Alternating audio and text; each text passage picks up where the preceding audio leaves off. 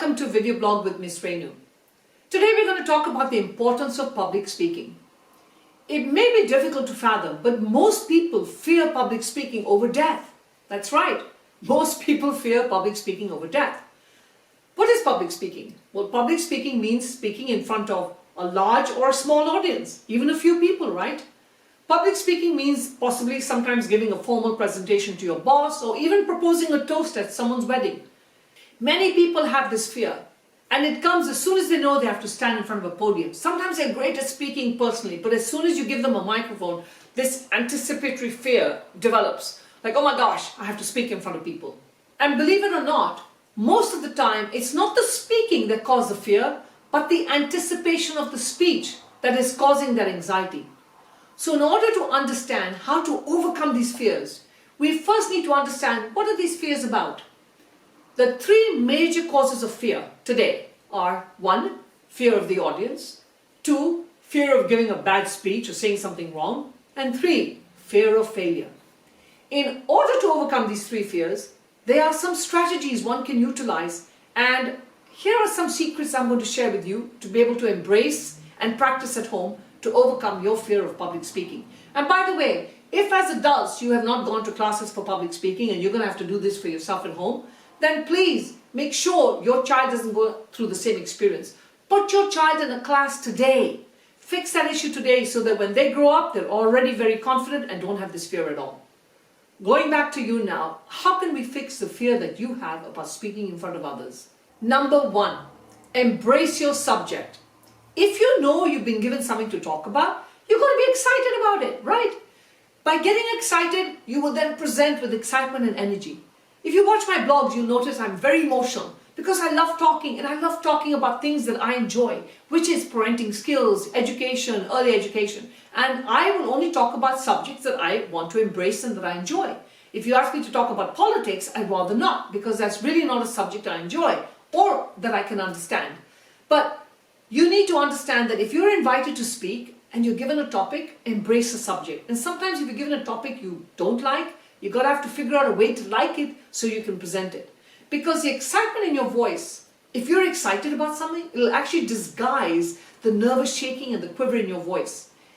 After years of talking, even I'm nervous. But what do? I practice and I try and talk about things that I understand. I don't like to memorize my speeches. I like to have them in points. So put your subject into points, feel it, and embrace the subject and then talk about it. Number 2, embrace your audience. Why are we fearing people? After all, people are people, right? We're people, they're people. I mean, we're all humans, right?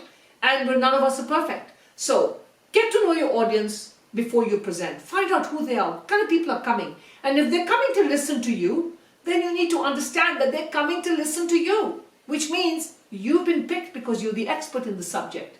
So the confidence should be right there that you've been selected to speak in front of people. They're coming to listen to you, so that the audience is coming for you.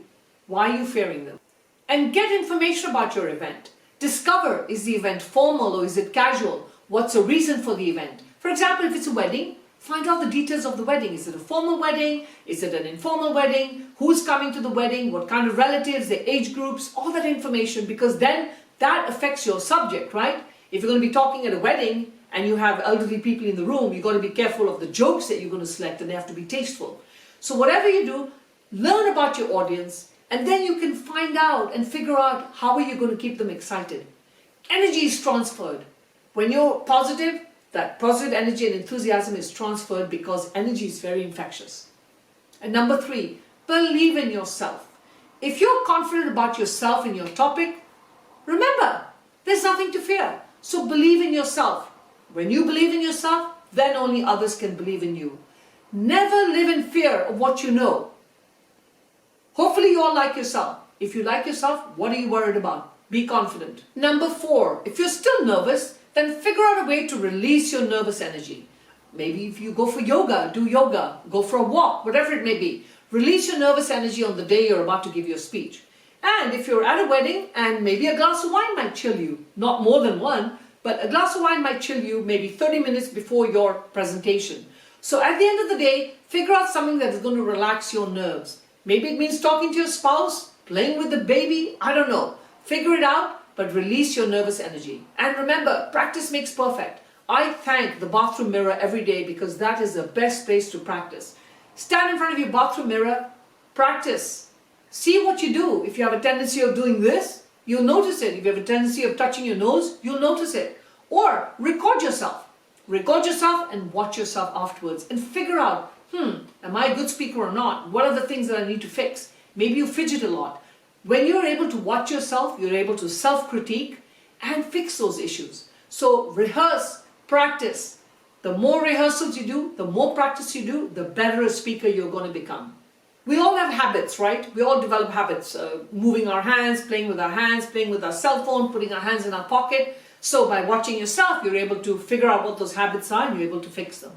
Remember, at the end of the day, speaking is speaking. And we all speak, right? Some of us love to speak, some of us don't like to speak. But today you cannot survive if you don't have public speaking skills. So again, parents, make sure you equip your children with these life skills. They're critical life skills. To me, public speaking is more important than chess, more important than math, more important than anything else. Because whatever you do, whatever your role in life is, whether you end up becoming a doctor, an engineer, a CEO of a company, a teacher, a radio jockey, it doesn't matter what it is. At the end of the day, you're always going to be speaking. And what is public speaking? Other than speaking to yourself, speaking to someone else. Public speaking is not speaking to hundreds of people. It could mean speaking to another person. So the etiquette of public speaking is critical. Please, parents, do not mix public speaking with speech and debate. It is not speech and debate. Public speaking is the etiquette of speaking. How do I speak? How do I present myself? What is my posture? What is my eye contact? Speech and debate comes later. Speech and debate is arguments, argumentative, getting my point across. I'm talking about speaking, public speaking.